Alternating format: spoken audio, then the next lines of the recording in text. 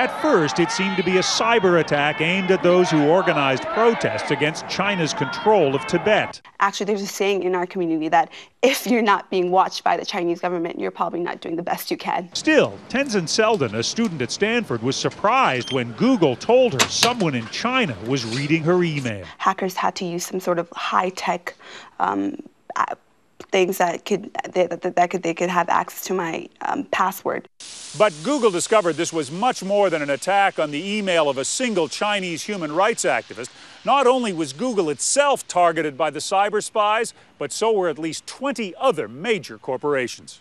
This is not a Google story. It's a story about industrial espionage coming from China, attacking American business and our economy. Peter NAVARRO, author of The Coming China War, says the companies believed to have been attacked include Dow Chemical and Northrop Grumman.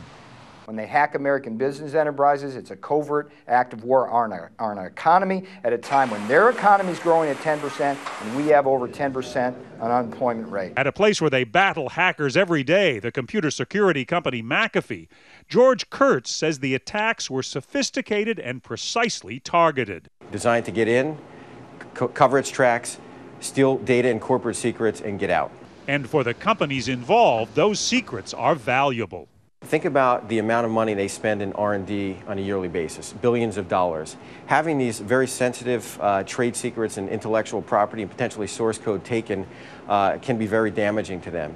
One of the huge drivers of Chinese economic growth over the last several decades has been the forced technology transfer from America to China. Well, there's no proof the Chinese government itself was involved in the attacks.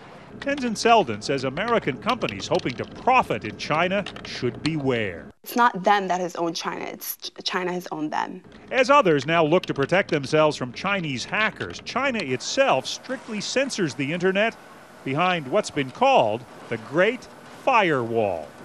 John Blackstone, CBS News, Mountain View, California.